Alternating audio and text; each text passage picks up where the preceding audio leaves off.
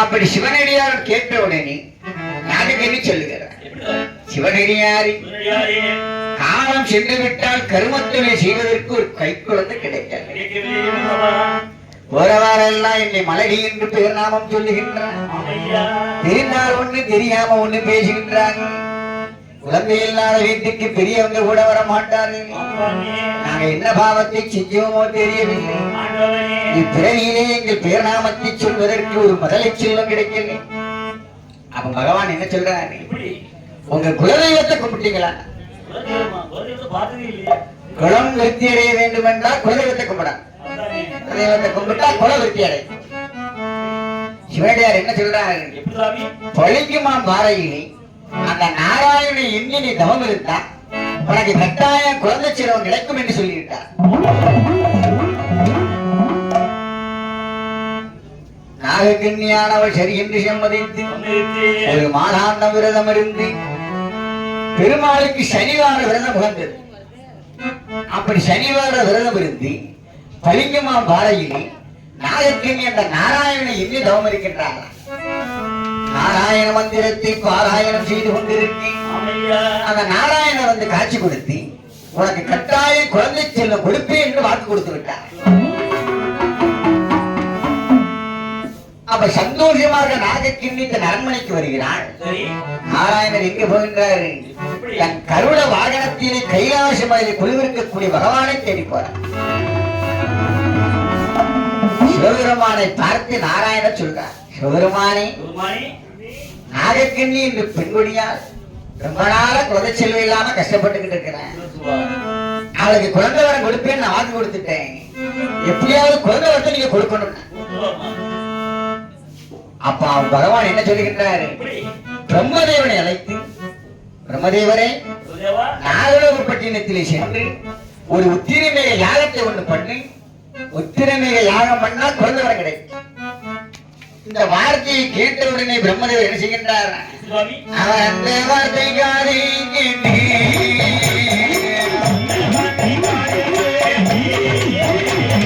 நாயனவன் எடுத்து வைப்பான்.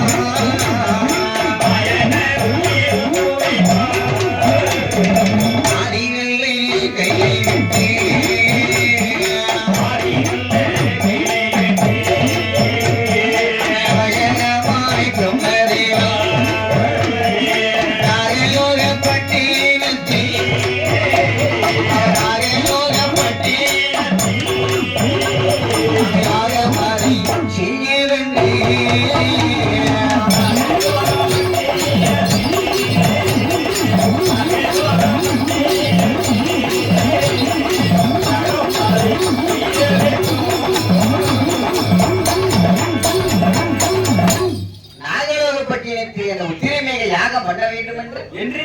பிரம்மதேவர் வந்து பஞ்சாங்கத்தை திறந்து பலாபலனை பார்த்து நல்லது ஒரு நாள் குறித்து யாகம் செய்வதற்கான எல்லா காரியங்களையும் பண்ணாராம்.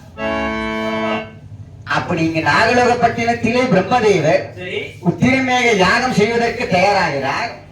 கைலாசத்தில் இருக்கக்கூடிய பகவான் சிவம் தன் இடபாகம் இருக்கக்கூடிய பார்வதியை பற்றி என்ன சொல்றார்? பார்வதி, பிரம்மதேவர் அங்கு உத்திரமேக யாகம் ஒண்ணு செய்கிறார். நீ அந்த யாகத்திலே சென்று 8 சக்திகளாக பிறவி எடுத்து அரக்கனை அழித்து வருவாய் என்று வரங்கொடுத்து அனுப்புறார். பார்வதி அம்மையும் சம்மதிக்க எங்க நாகலோகப்பட்டினத்திலே உத்திரமேக யாகமானது அங்கு நடைபெற வேண்டும் என்று அக்கினியை வளர்த்தாராம். பஞ்ச அக்கினி என்ன? 5 அக்கினி. 4 திசைகளிலும் 4 ஓமகுண்டம். 5வது அக்கினிக்கு அந்த ஆதித்த பகவானை அழைப்பார். அதுதான் பஞ்சாக்கினி சொல்லுவார்.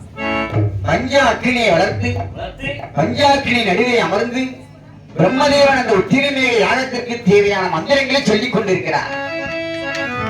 இங்கு ஆதிபராசக்தியான பார்வதி அம்மை சிவபெருமானிங்கே பேரில் அந்த அக்கினிக்கு மேலே நின்று அவள் என்ன பண்ணுகின்றாளா?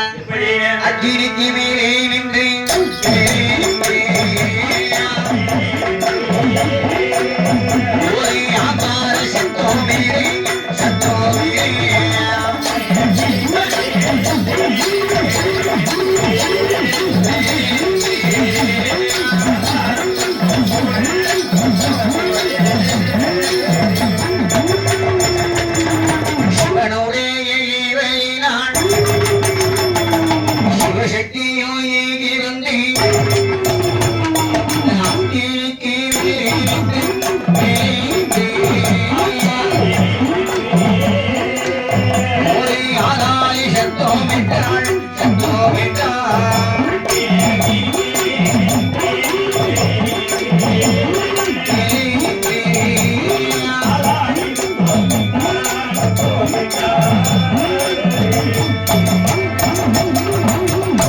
அப்படி அம்மையானவள் அந்த அக்கினிக்கு மேலே நின்று கொண்டு ஆங்கார சத்தமிட்டுக் கொண்டிருக்கிறான்.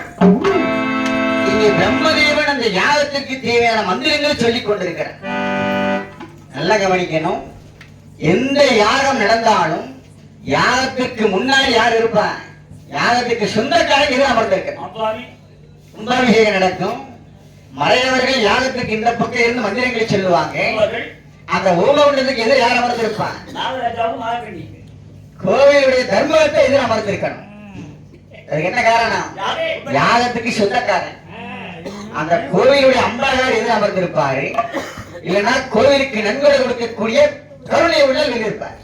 இன்னொரு உதாரணம், நம்ம புது வீடு கட்டி புதுமனை கோவில நடத்துவோம். அப்ப ஒரு ஐயர் வந்துதான் ஓமத்துல வளர்த்து கொடுப்பாரு.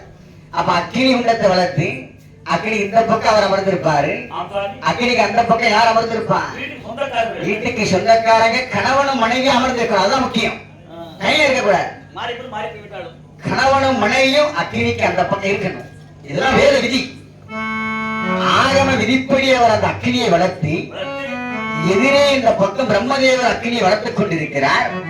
அதுக்கு எதிரே நாகராஜனும் நாகக்கண்ணி அமர்ந்திருக்கணும். நாகராஜன் வந்து அமர்ந்துட்டாரு. நாகக்கண்ணி இன்னும் வரல. பெண்கள் எப்போதுமே தங்களை அலங்காரம் செய்து கொண்டு வருவதற்கு கொஞ்சம் தாமதமா. நாகக்கண்ணி தன்னை அலங்காரம் செய்து கொண்டிருக்கிறாள். இன்னும் யாகத்துக்கு வரல. நாகராஜன் மட்டும் தனியே அமர்ந்திருக்கிறான். பிரம்மதேவன் யாகத்தை முடிக்கும் தருவாயை நெருங்கிவிட்டது. இன்னமும் நாகக்கண்ணி யாகத்திற்கு வரவில்லை.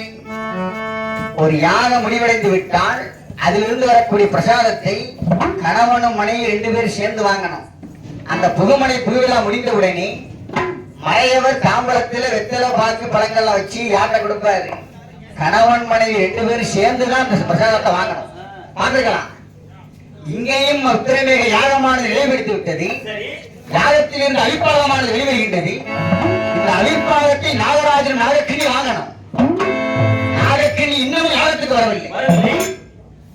அந்த அழிப்பாகமானது அக்கினிக்கு மேலே நிற்கும் போது ஆதிபராசக்தியான பார்வதியும் என்ன செய்கின்றாரா? அந்த அழிப்பாகத்தை அக்கினிக்குள்ளே தட்டிவிட்டார். அது அக்கினிக்குள்ளே 8 நாக முட்டைகளால் அப்படி அக்கினிக்குள்ளே விழுந்தது. அக்கினிக்குள் இருந்து ஆதிபராசக்தியானவள் 8 சக்திகளாக பிறகு இருக்கின்றாளா? என்ன விதமாக? அப்பெல்லாம் வீசடையோ வீசடையோ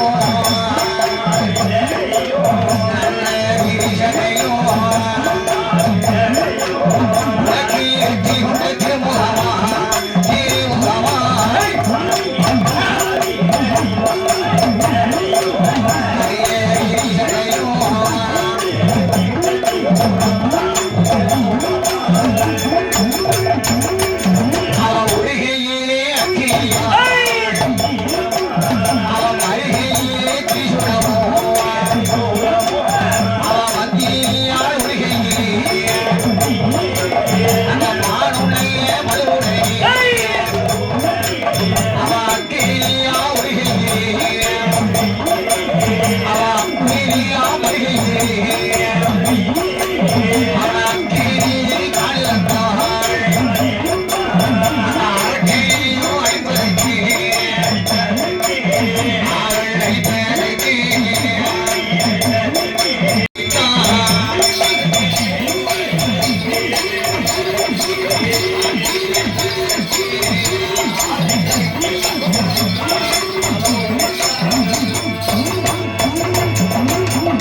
அக்கினிக்குள் இருந்த ஆதிபரா சக்தியானவர் வீரப்பள்ளி விரிசடியுடைய 8 சக்திகளால் அவதாரம் செய்கிறார்.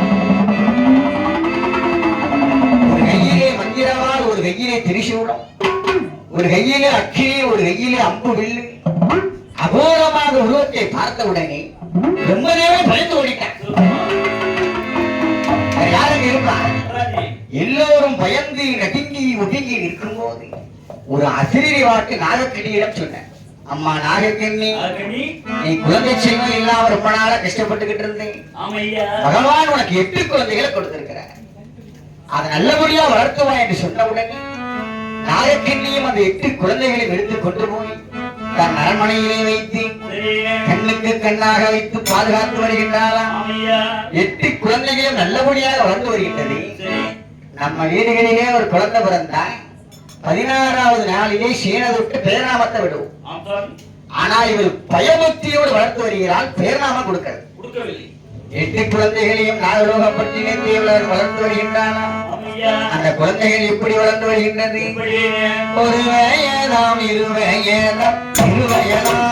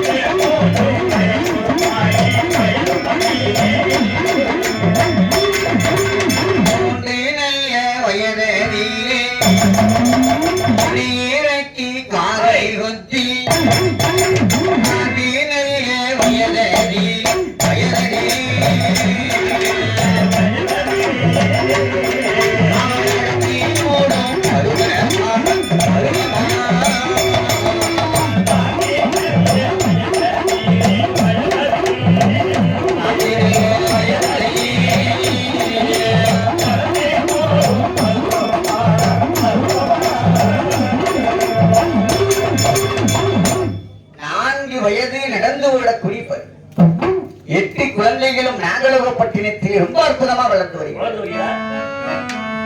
இந்த குழந்தை என்ற ஒற்றை சொல்லுக்கு தமிழிலே 6 அர்த்தங்கள் உள்ளது. நல்ல கவனிக்க, கந்தபுராணத்தில் சொல்லி இருக்குது. குழந்தை என்ற ஒற்றை சொல்லுக்கு தமிழிலே 6 பதங்கள். பாலன், பிள்ளை, மகன், மைந்தன், குமாரன், புத்திரன். மொத்தம் எத்தனை சொல்லி இருக்கிறேன்? 6. 6க்குமே ஒரே அர்த்தம் என்னலாம்? 6க்குமே வெவ்வேறு அர்த்தங்கள் உண்டு. ஒன்னொன்னா சொல்ற, நல்ல கவனிக்க. முதலில் பாலன் என்று சொல்லுவோம் யாரு? அவனுக்கு உடம்பு வளர்ந்திருக்கும், ஆனா அறிவு வளர்ந்திருக்க. ஒண்ணுமே தெரியாது. தம்பி உன் பேர் என்ன? அம்மாட்ட கேள்வி. பேரை சொல்லும் அளவிற்கு கூட அவனுக்கு அறிவு வளர்ந்திருக்க. உடம்பு வளர்ந்து அறிவு வளராமல் இருக்கக்கூடிய குழந்தைக்கு பாலன் என்று பெயர். 2வது பிள்ளை. இவனுக்கு 25 வயசு கடந்திருக்கும், தகப்பனாருக்கு 75 வயசு கடந்திருக்கும். இவன் 25 வயசுல கல்யாணம் முடிச்சிருப்பான், வேலைக்கு போக மாட்டான். 75 வயதான தகப்பனார் வளர்ப்புல உட்கார்ந்து திப்பான்.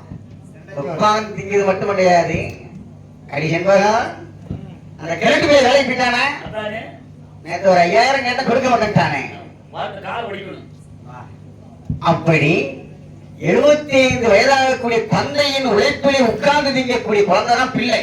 பிள்ளையை பத்தா சொல்லன்னு அதுக்காக தான் சொல்லியிருக்கிறார். மகன் யாரு? தான் பிறந்த குடும்பத்தை எவன் ஒருத்தன் கட்டி காப்பாற்றுகிறானோ அவன் தான் மகன். மைந்தன் என்றால் யாரு? தான் பிறந்த குடும்பம் மட்டுமல்லாது தன் குடும்பம், தன் சொந்த பந்தங்கள், மாமனார், உற்றார் உறவினர் எல்லோரையும் எவன் ஒருத்தன் கட்டி காப்பாற்றுகிறானோ அவன் மைந்தன். குமாரன் என்றால் யாரு? தந்தைக்கே புத்தி சொல்லக்கூடிய அறிவில் சிறந்த குழந்தை குமாரன். அதனாலதான் முருகனுக்கு குமாரன் என்ற ஒரு பெயர் உண்டு. எதனால? அவன் சிவனுக்கே அவன் புத்தி சொன்னான். அதனாலதான் அவனுக்கு குமாரன் ஒரு பெயர். குமாரன் என்ன அர்த்தம்? தந்தைக்கே புத்தி சொல்லக்கூடிய குழந்தை குமாரன். கடைசியா யாரு? புத்திரன்.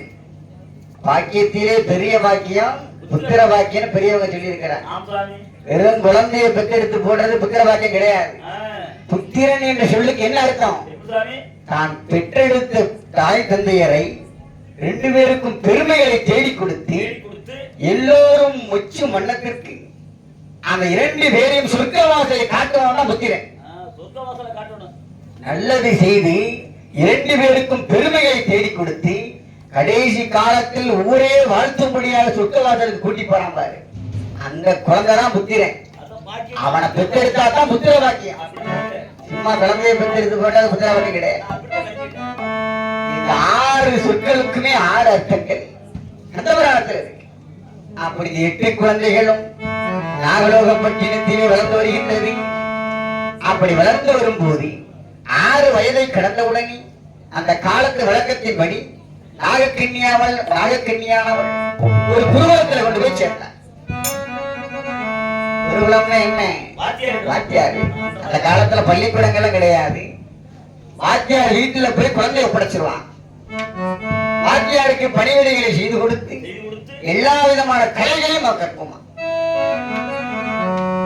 அப்படி குருகுலத்திலே சென்று போய் ஒப்படைக்க 8 குழந்தைகளும் 4 வேதம் 6 சாஸ்திரம் 64 கலைஞானம் 96 தத்துவம் ஆயக்கலைகள் 64 பள்ளத்தை தேடி வெள்ளம் வருவதை போல் அந்த குழந்தைகளை தேடி தன்னாலே வந்தார்.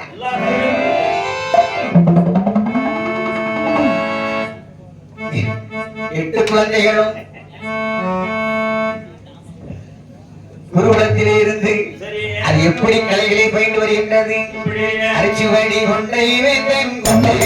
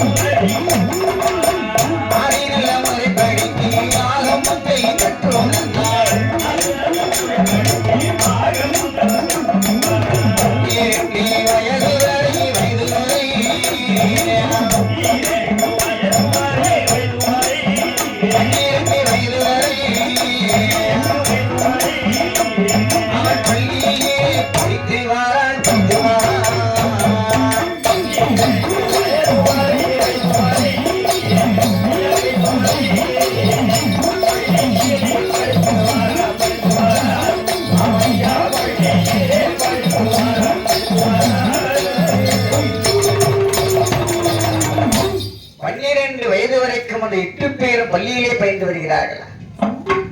எல்லா விதமான கலைகளையும் கற்று ஒரு நாள் அந்த 8 பெண்களும் நாகலோகப்பட்டினத்தில் மண்ணை கூட்டி விளையாடி கொண்டிருக்கின்றார்கள். என்ன விதமாக விளையாடி கொண்டிருக்கிறார்கள்? பண்ணக்கொட்டாஞ்சிரிக்கு உள்ளவை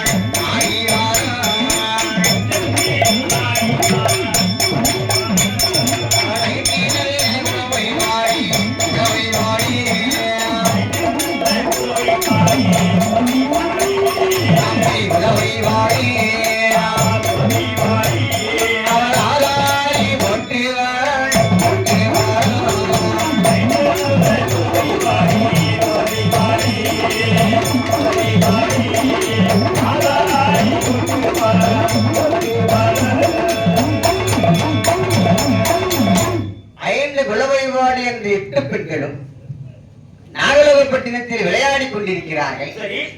இதன் வான்வெளியை நாராயணர் தன் வாகனமான கருட வாகனத்தில் வரும்போது பார்க்கிறார்.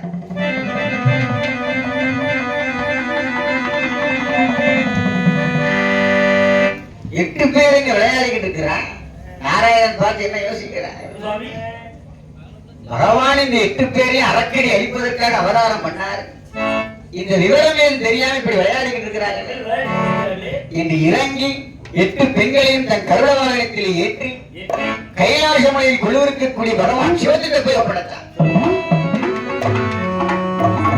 எட்டு குழந்தையும் பகவானை பார்த்து கேட்கின்றது, சிவபெருமானே, என்ன காரணத்திற்காக எங்களை அவதாரம் செய்தீர்கள்? எங்க அவதார நோக்கத்தை சொல்லுங்கள். அப்ப பகவான் அந்த வார்த்தையை கேட்டு கேட்டு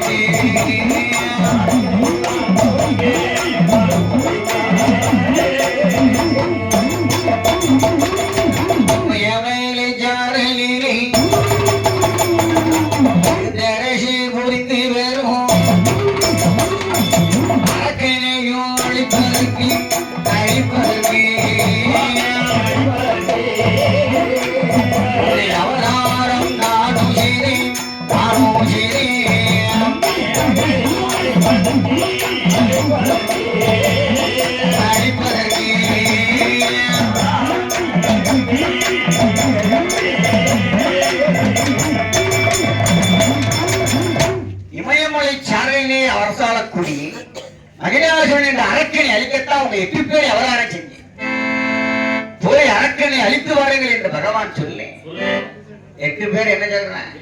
சிவபெருமானே, எங்கள் தாய் எங்க 8 பேரே நல்லபடியா வளர்த்தான், ஆனா ஒரு பேர் நாமத்தை கொடுக்கல. நீங்க 8 பேருக்கும் நல்ல பேர் நாமத்தை கொடுங்க, போய் அரக்கனை அழிச்சிட்டு வரேன். சிவபெருமானும் சம்மதித்து கைலாச வாசலில் 8 பெண்களுக்கும் 8 பேர் நாமத்தை கொடுக்கின்றாரு. என்ன விதமாக? ஒன்னாவது முட்டையில்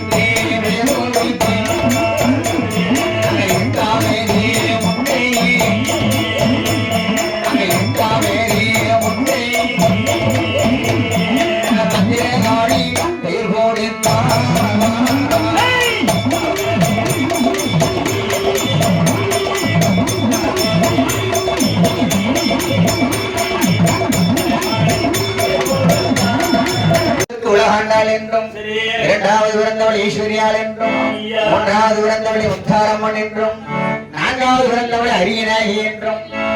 இந்த அரியநாயகி என்ன பேர் நாமம்? தேவர்களாலும் மூவர்களாலும் யாரு பார்த்தாலும் தேடினாலும் காண கிடைக்காத பாதத்தை உடையவள் அரியநாயகி.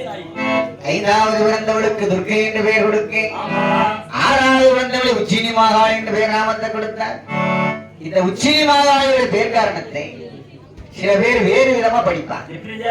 சிவனுடைய உச்சியிலிருந்து பிறந்ததுனால உச்சினி மாகாளின்னு சொல்லுவான். அது பொருந்தாத கதை, நல்லா கவனிக்க. சிவனுடைய உச்சியான முக்கண்ணிலிருந்து பிறந்தது யாரு? முருகப்பெருமான். சிவனுடைய உச்சியிலிருந்து அவதரித்தது முருகன். அப்ப அதே உச்சியிலிருந்து அவதரித்த ஒரு பெண் குழந்தை எப்படி மனைவியாக முடியும்? நல்லா கவனிக்கணும். சிவனுடைய உச்சியான அந்த மூன்றாவது கண்ணிலிருந்து அவதரித்த முதல் குழந்தை அந்த முருகப்பெருமான் சிவத்துக்கு மகன்.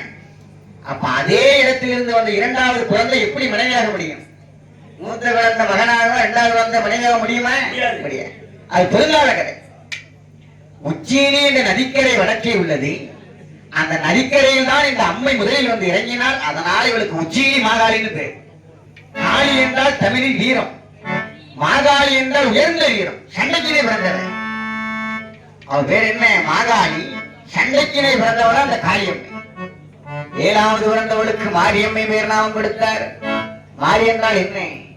மழை பெய்யக்கூடிய கருமையான அந்த மேகத்துக்கு நிறத்தை உடையவள் அந்த அம்மை. கருமை எப்படி இருக்கு? ரொம்ப கருமையா இருக்கும் இல்லை? அதே போல கருமையான நிறத்தை உடையவள் இந்த அம்மை. இதனால் அவளுக்கு மாறி என்று பெயர் நாம கொடுத்தார். சிவபெருமான் பவள நிறம், பார்வதி கருமை நிறம். நல்லா கவனிக்க. சில பேரு சிவன் கோவில்களிலே சிவபெருமானுடைய மேனியை நீல நிறத்தில் வரைஞ்சிருப்பாங்க, கவனிச்சிருக்கலாம். தப்பு அது.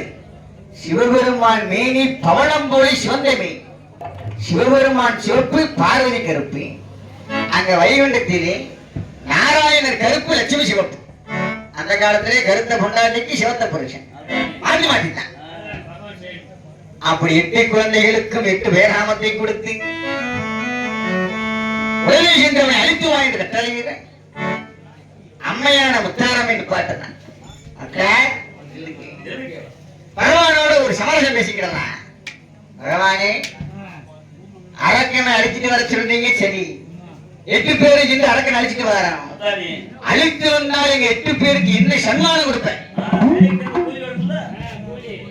ஒரு இடம் இல்லை. மேடையை விட்டு இறங்க உடனே சம்பளத்தை கொடுக்கணும். வேலைக்கு சென்றா கூலி கொடுக்கணும். அது போல அந்த அரக்கனை நாங்கள் அழிச்சிட்டு வருகிறோம், எங்களுக்கு என்ன சன்மானத்தை கொடுக்க சொல்லிருந்தேன். சிவபெருமான் என்ன சொல்றாரு? அரக்கனை அழித்து இந்த 33 கோடி தேவர்களை விடுதலை செய்தால் 8 பேரை திருமணமா நான் மறுமணம் முடிச்சுக்கிறேன். சிவபெருமான கல்யாணம் பண்ண கிடைக்குமா என்ன? 8 பேரும் சந்தோஷமாக கிளம்பினாங்க. முத்தாரம்ம வீடு நிறுத்தா, பகவானே 8 பேரும் போருக்கு போறான், தகுந்த வாகனத்தை கூடி நடந்து போக முடியாது இல்லை. பூஜாரியே புல்லட்ல வீங்கிட்டு இருக்கிறேன். ஆமா, நான் போருக்கு போற நடந்து போக முடியுமா? சின்ன கோயில சின்ன வண்டி, பெரிய கோயில பெரிய வண்டி. வருமானம் நிறைய இல்லை.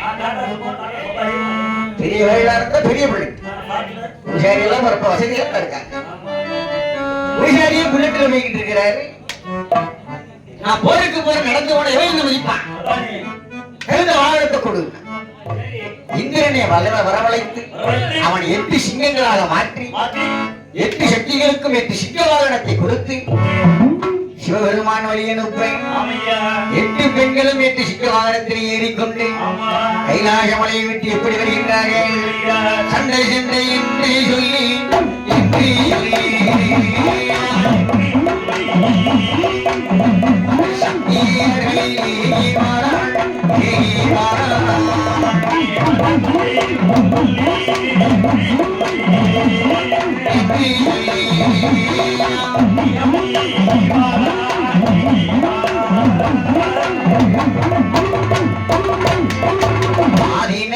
கையிலை விட்டு அவசரமா பயணம் வைத்து வாயுவேகம் மனவேகமாய்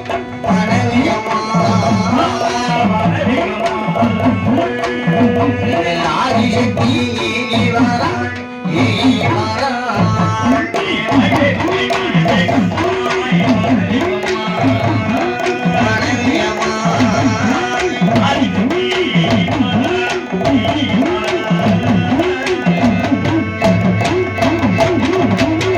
வாயுவேக மனவேகமாக 8 சக்திகளும் 8 சிங்க வாகனத்தில் ஏறி கைலாசத்தை விட்டு இமயமலை சாரலுக்கு வருகின்றார்கள்.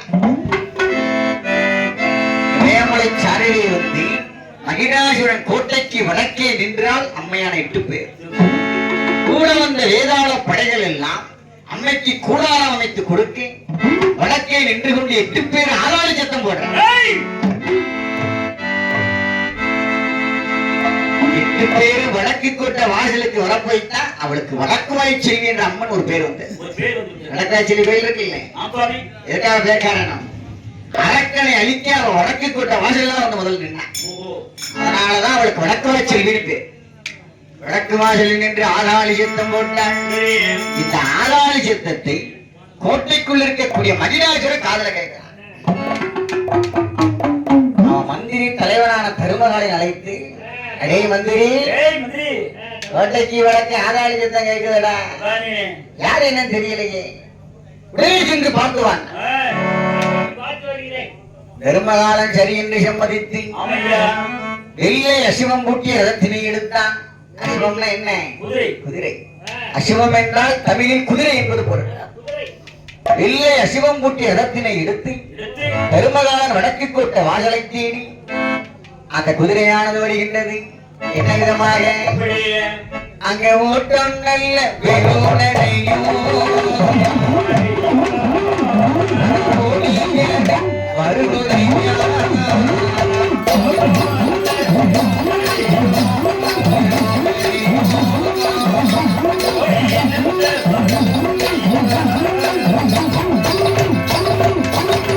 மனையும் தானும் விட்டு அவசரமாய் வருகுதையா ஓட்டம்படி தான் கிடந்து குறிப்புடனே வருகுதையா அரமனையும் தானும் விட்டு வருகுதையா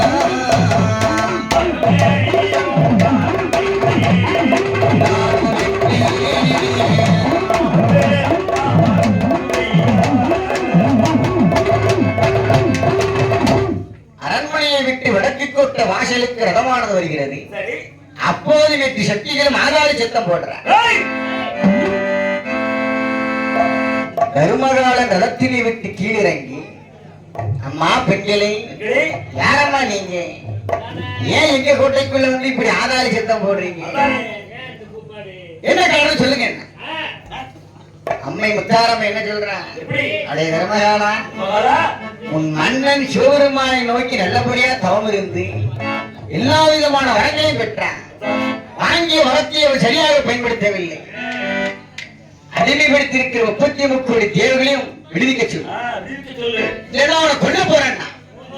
அதை கேட்ட உடனே திடுக்கிட்ட மந்திரி அங்கிருந்து மெதுவாக வந்து மகிழாசுரனை பார்த்து அரக்கனை பார்த்து சொல்லுகின்றான், ஐயா ராஜமன்னா, வடக்கு கோட்ட வாயிலே 8 பெண்கள் ஆதாரி சத்தம் போடுகின்றான்.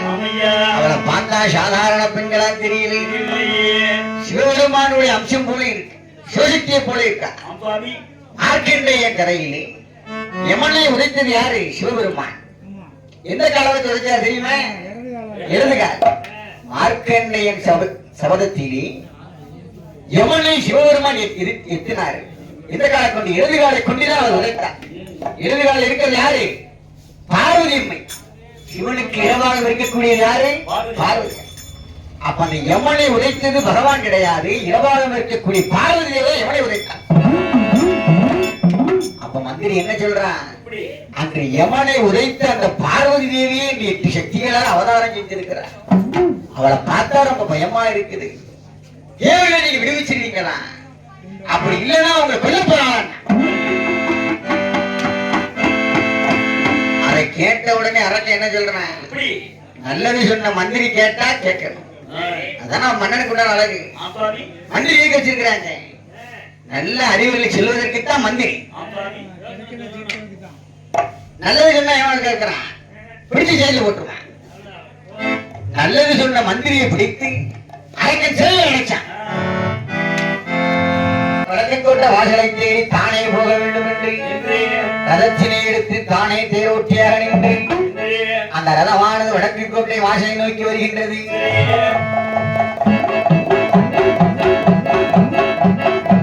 வடக்கு கோட்டை வாசலுக்கு வருகின்றது.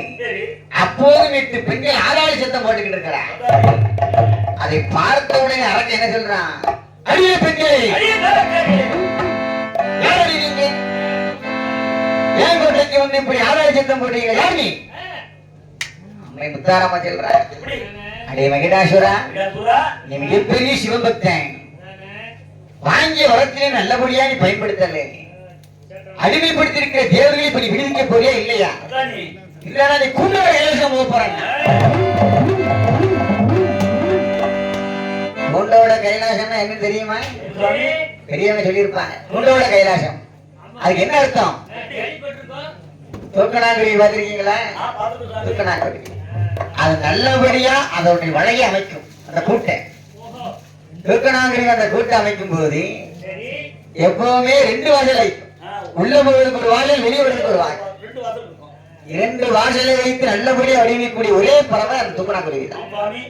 அந்த தூக்கணாங்குருவி என்ன செய்யுமா, அந்த கூட்டிலே வெளிச்சம் வேணும்ல இருக்குல்ல, அதனால இந்த சேத்தை எடுத்து உள்ளே அந்த கூட்டிலே ஒட்டி வைத்து சேத்திலே மின்மினி பூச்சி இருக்குல்ல, அந்த மின்மினி பூச்சி எடுத்து அந்த சேத்துல ஒட்டி வை. அதோடைய வெளிச்சம் அந்த கூட்டு மேல இருக்கணும். அறகுறையா படிச்ச ஒரு குருவி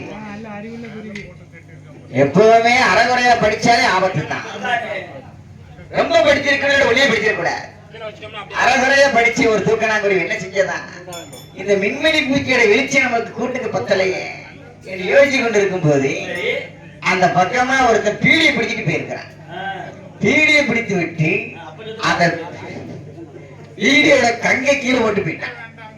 இந்த குருவி பாட்டு என்ன யோசிக்குது, மின்மினி பூச்சியோட வெளிச்சத்தை விட இந்த கங்கோட வெளிச்சம் ரொம்ப அதிகமா இருக்குது என்று சொல்லி வைத்து அந்த பீடி துண்டை கங்கோட எடுத்து தூக்கணாங்குருவி கூட்டுக்குள்ள செல்விட்டு கண்டி சொல்லணும் என்ன ஆகும், தூக்கணாங்குருவி கூடு அப்படியே கைலாசம். அது கூண்டோட கைலாசம் கிடையாது, கூட்டோட கைலாசம். அப்படி அந்த தூக்கணாங்குருவி கூண்டோடு கைலாசம் போனதை போல ஈவா படைசேனையோட கைலாசம் போறேன். இதை கேட்ட உடனே மகிழாதர் என்ன சொல்றான், இதுக்கெல்லாம் நான் பயப்படுவேனாடி பார்த்துக்கணும் என்று சொல்லிக் கொண்டு மகிழாசுரன் என்ன செய்கின்றான், தன்னுடைய வில்லை எடுத்து வில்லை வளைத்து அம்பை செலுத்துகின்றான். அந்த அம்மானது அம்மையை நோக்கி கொண்டு வருகின்றது. பதிலுக்கு அம்மா தன் வில்லை வளைத்து அம்பை செலுத்துகிறான். மகிழாசுரன் செலுத்தக்கூடிய எல்லா அம்புகளையும் அம்மை அறுத்தெறிகிறான். அம்மை செலுத்தக்கூடிய எல்லா அம்புகளையும் மகிழாசுரன் அறுத்தெறிகிறான். வெகு நாட்களான சண்டை நடந்து கொண்டே இருக்கின்றது. அப்ப அம்மையான 8 பேர் என்ன செய்கின்றார்களா, பிரம்மாஸ்திரத்தை எடுத்து அந்த மகிழாசுரனை நோக்கி செலுத்தினார்கள். அது எப்படி வருகின்றது, பிரம்மாஸ்திரம் தானே எடுத்து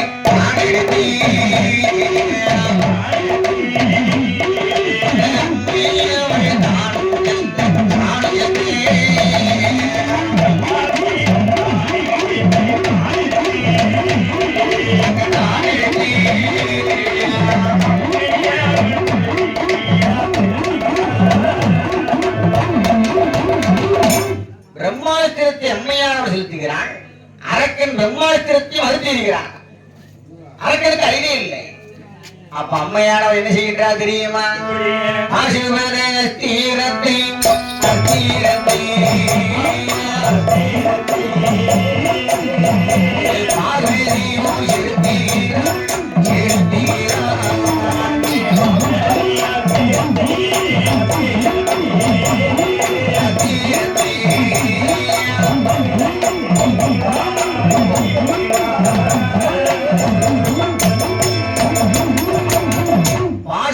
அஸ்திரத்தை அம்மையானவர் செலுத்துகிறார்.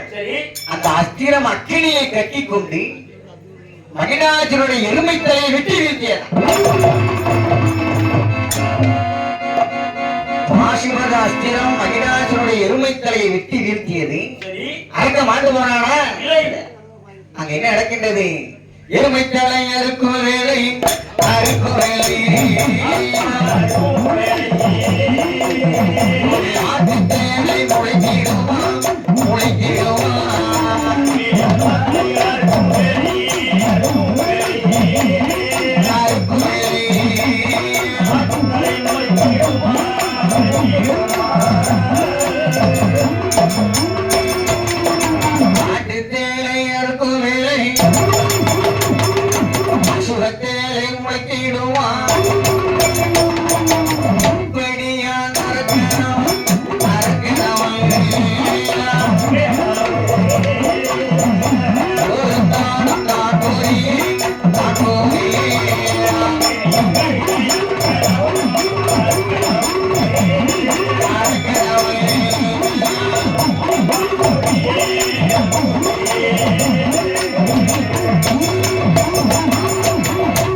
அவன் எருமை தலையை வெட்டி வீழ்த்தினாள். அதில் இருந்து ஒரு ஆட்டுத்தலை முளைத்தது. ஆட்டுத்தலையை வெட்டி வீழ்த்தினாள். சரி. ஒரு அசுவத்தலை முளைத்தது. ஆமையா. அப்படி அம்மையானவள் அந்த அரக்கனுடைய எல்லா தலைகளையும் வெட்டி வீழ்த்தேன். சரி. மறுபடியும் அந்த இடத்திலே மற்றொரு தலையானது முளைத்துக் கொண்டே இருக்கிறது. கொண்டே வருகிறது. அப்ப முத்தாரம்மை முதலான 8 பேர் என்ன யோசிக்கிறான்? எப்படி? 8 பேரும் ஒரே உருவமாக விண்ணும் மண்ணும் நடுங்கும் அளவிற்கு எழுந்திருத்து நின்றாள். அந்த அகோர உருவத்தை பார்த்து மகிழாஜர் என்ன சொல்றான்? என்னடி இந்த பெரிய உருவத்தை பார்த்தா நான் பயந்துருவேன் நினைச்சேன். இதெல்லாம் என் பேத்தியா சொல்லி கொடுத்த வித்தேன். இதுக்கெல்லாம் நான் பயப்பட மாட்டேன். இந்த அரக்கனும் விண்ணும் மண்ணும் நிற்கும் பெரும் வடிவம் எடுத்திருக்கிறான். மறுபடி அம்மையானவர் நாராயண அஸ்திரத்தை விடுகிறாள். அரக்கன் அதையும் மறுத்து எறிந்து கொண்டிருக்கிறான். அஸ்திரத்தை எறிந்தாள். அதனையும் அவன் அறுத்தி எறிந்தான். இப்படி எல்லா அஸ்திரங்களையும் விட அரக்கன் அந்த அஸ்திரத்தை எல்லாம் அடித்து நொறுக்கி வீசுகின்றான். முத்தாரமைக்கு ஒன்றும் முடியல. இவ்வளவு போர் புரிகிறோம். எல்லா அஸ்திரத்தையும் செலுத்தி பார்த்தாச்சு, அரக்கனை அழிக்க முடியவில்லை என்று எண்ணிக்கொண்ட அம்மையானவள் தன் அண்ணனான நாராயணனை மனதில் எண்ணினாள். எண்ணிய மறுகணமே நாராயணன் முன்னாடி அவதாரம் செய்து அம்மா கேட்கிறான், நாராயணா இந்த அரக்கனை எங்களால் அழிக்க முடியல, ஏதாவது ஒரு வழி சொல்லுங்க. அப்ப நாராயணன் என்ன சொல்றாரு? இந்த அரக்கன் சிவபெருமானிடம் என்ன வர வாங்கி இருக்கிறான்? எந்த ஆயுதத்தினாலும் எனக்கு அழி வரக்கூடாது வரத்தை வாங்கியிருக்கிறான். அதனால நீங்க என்ன அஸ்திரத்தை வைத்து இருந்தாலும் கொள்ள முடியாது. ஆயுதத்தினாலே அழியாத வரத்தை அரக்க வாங்கியிருக்கிறான். முத்தாரம்மை பத்ரகாளி முதலான 8 பேர்களும் இன்னும் மண்ணும் நடுங்கும் அளவிற்கு ஒரே உருவமாக சிங்க வடிவெடுத்து நின்றார்கள். சிங்க வடிவெடுத்து நிற்க ஒரே பாய்ச்சலாக அரக்கனை அடித்து கீழே சாய்த்து ஊட்டியை முடித்து உதிரத்தை குடிக்கிறார் அம்மையானா.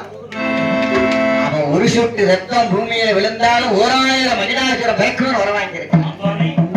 ஒரு சொட்டு ரத்தத்தை கூட பூமியிலே விடாமல் அம்மையான 8 பேர் உதிரத்தை குடிக்க அவன் இதயத்தை கிழிக்க வேண்டும் என்று அம்மை இதயத்தில் கைய வைக்கிறான். ஞானம்மாள் கைப்பட்டவுடனே அரக்கனுக்கு ஞானம் பிறந்து விட்டார். அம்மையை பார்த்து கேட்கின்றன, ஆதிபராசக்தியானவள் எத்தனையோ பிள்ளைகளை பொறுக்கக்கூடிய கடவுள் நீங்க, நான் அறியாமல் தெரியாமல் ஏதோ ஒரு பாவத்தை செய்துவிட்டேன், என்னை எப்படியாவது மன்னிச்சு எனக்கு ஒரு வரத்தை கொடுத்தாய். அம்மா என்னைக்குமே கருணை உள்ள கொண்டார். அவன் வரம் கேட்ட உடனே உடனடியாக அவளை மன்னித்து அவனுக்கு என்ன வர வேணும்னு கேட்ட. நீ வாகனமாக வந்த அதே சிங்க வாகனம் என்ன மாத்திக்கோ, நாட்டிலே உன் புகழ் வழங்கும் வரைக்கும் என்னோட புகழ் வழங்கி இருக்கட்டும், நான் தேவரையெல்லாம் விடுதலை செஞ்சிருந்தேன், நீ வந்த வாகனமா என்ன மாத்திக்கோ, காலம் இருக்கும் வரைக்கும் உன்னை சுமந்து என் பாவத்தை கழிச்சுக்கிறேன்னு அரக்க சொல்றான். அம்மையும் சரி என்று சம்மதிக்கு அந்த அரக்கனை சிங்கமாக மாற்றி தன் வாகனமாக வைத்துக் கொண்டான். இப்ப எல்லா அம்மன் கோவிலுமே வாகனம் சிங்க வாகனம் தான். அந்த சிங்கம் யாரு? மகிஷாசுரன் தான் சிங்க வாகனமாக அம்மையை தாக்கிக் கொண்டிருக்கிறான். அப்படி அரக்கன் கதையை முடித்து தேவர்களுக்கெல்லாம் விடுதலையை கொடுத்து விட்டு 8 தேவிமார்களும் உதிர வாயோடு கைலாசத்தை தேடி வருகின்றாங்க. பகவான் என்ன சன்மானம் கொடுக்கிறதா சொல்லி இருக்கிறாரு? அரக்கனை அழிச்சா 8 பேரையும் கல்யாணம் பண்ண சொல்லியிருக்காரு. 8 பேரும் சந்தோஷமா கல்யாணம் பண்ண போறோம்னு உதிர வாயோடு கைலாசத்தை தேடி வருகிறாங்க. கைலாசத்தில் கொலுவிருக்கக்கூடிய பகவான் என்ன யோசிக்கிறாரு? 8 பேரையும் திருமணம் செய்யறேன்னு சொல்லிட்டோம், இவன் மாற்றம்னு மறுத்தா அந்த அரக்கனுக்கு நடந்த அதே வதம் அவைகளை எப்படியாவது ஏமாற்ற வேண்டும் என்று எண்ணிக்கொண்டு பகவான் என்ன செய்கின்றாராம்? பைரவ கடவுளை அழைத்து ஒரு சிறு குழந்தையாக மாற்றி அம்மை வரக்கூடிய வழியிலே ஒரு வண்டி மரத்திற்கு அடியே போட்டுட்டார். இப்ப 8 பெண்களும் அந்த சிங்க வாகனத்திலே உதிர வாயோடு வருகிறார்கள். வரும் வழியிலே வண்டி மரத்திற்கு அடியிலே ஒரு குழந்தை அழுது கொண்டிருக்கிறது. அந்த குழந்தை அழக்கூடிய சத்தத்தை காதிலே கேட்டு அவள் என்ன செய்கின்றான்?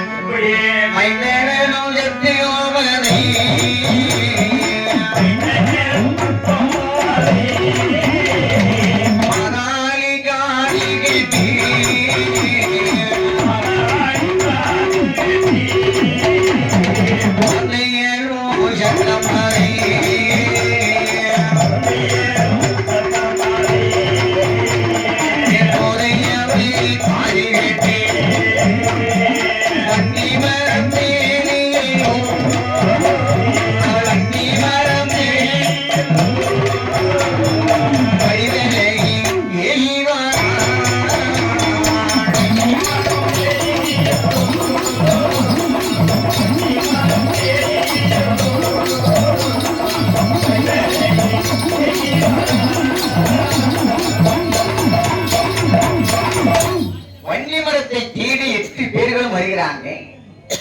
பச்சிளம் குழந்தை கதறிக் கொண்டிருக்கிறது.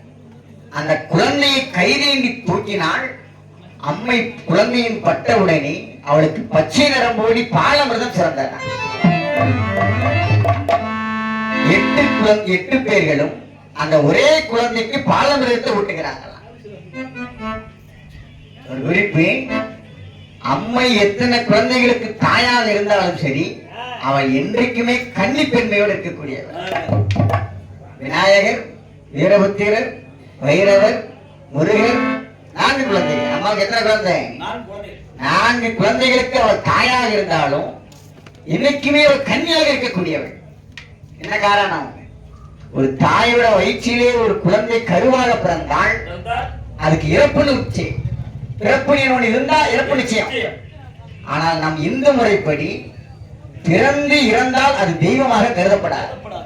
நல்லா கவனிக்க.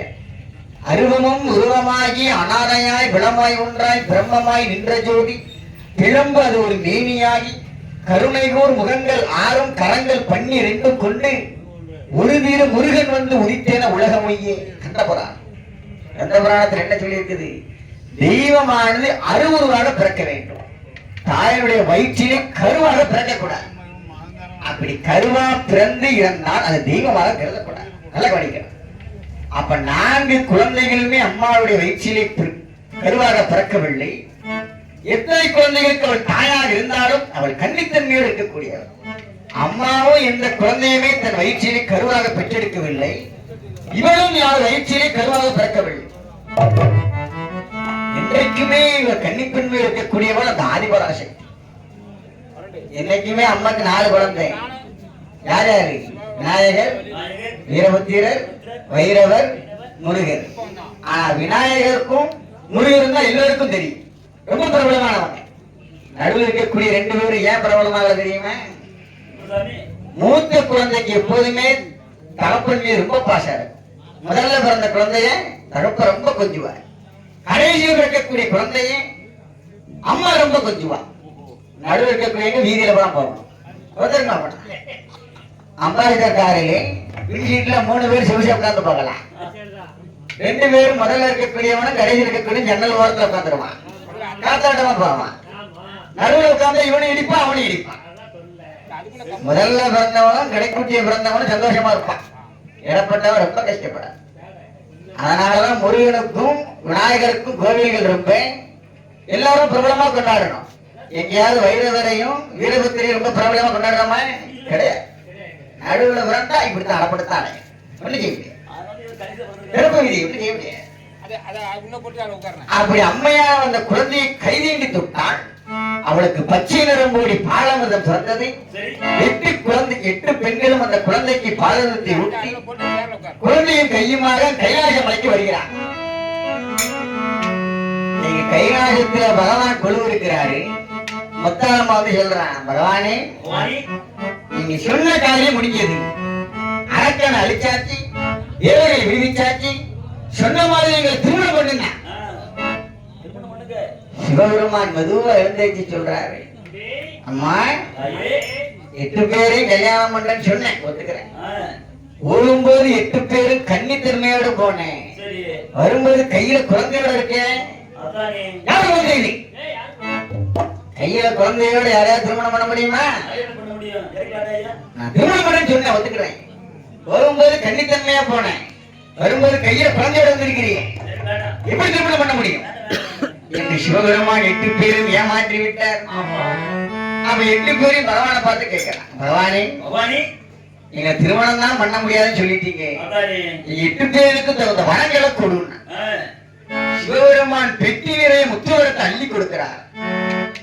அது என்ன முத்துவரம் தெரியுமா? சின்ன முத்தி பெரிய முத்தி,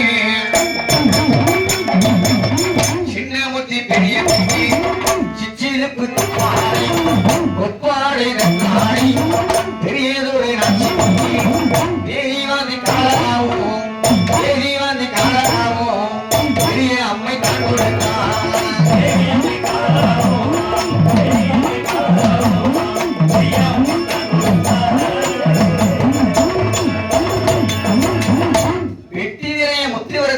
கொண்டு 8 சக்திகளும் கைலாச மலையை விட்டு நடந்து வராங்க.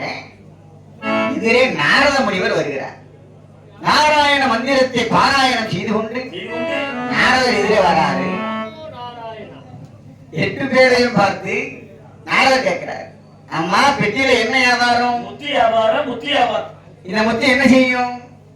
யார் தலையில போட்டாலும் போட்டவன் கதை முடிச்சுப்பான், அடியோட முடியும், தாமலா போகும். அப்ப நாரதர் சொல்றாரு, இந்த வரத்தை யாரு கொடுத்தாங்க?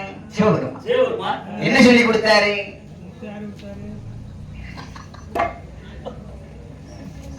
முத்தை யார் தலையில போட்டாலும் அவங்க கதை அப்படியே முடிஞ்சதுன்னு சொல்றாரு. அதோட முடியும்.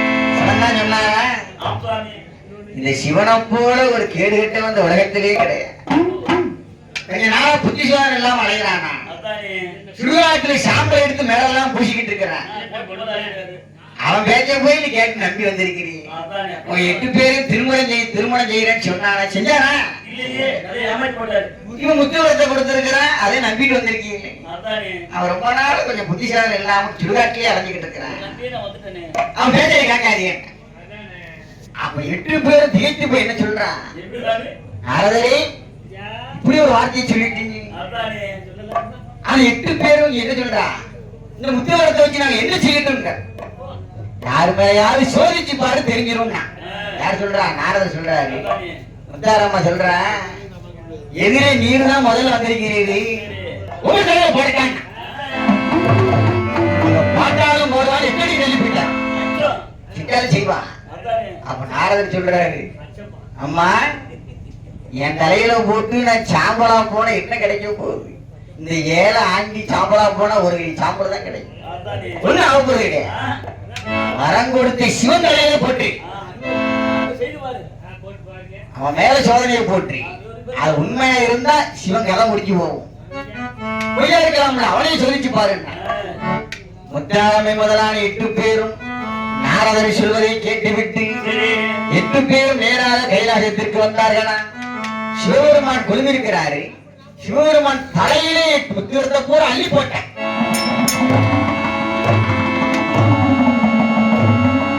முத்தை போட்டவுடனே சிவபெருமான் அப்படியே படுத்த படுக்கையே போனார். சுசுவா. 6 நாள் 3 நாள் 6 வேளை விடாத காய்ச்சல்.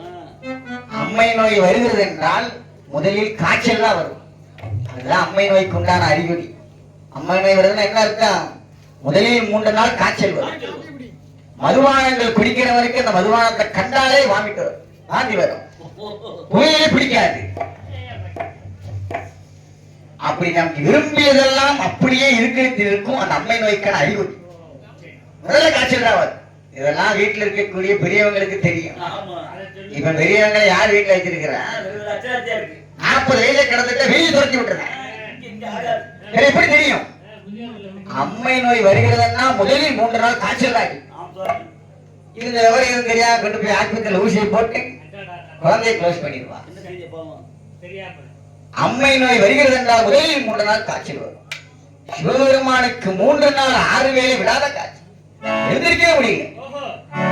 பார்வதி அம்மை அழுது குழம்பிக் கொண்டு நம்ம வீடுகளிலே பெண்களில் குழந்தை வீட்டுல ஒரு பிரச்சனைனா எங்க போவாங்க? பிறந்த வீட்டுக்கு தான் போவோம். என்ன செய்ய போவோம்? பார்வதிக்கு பிறந்த வீடு எது?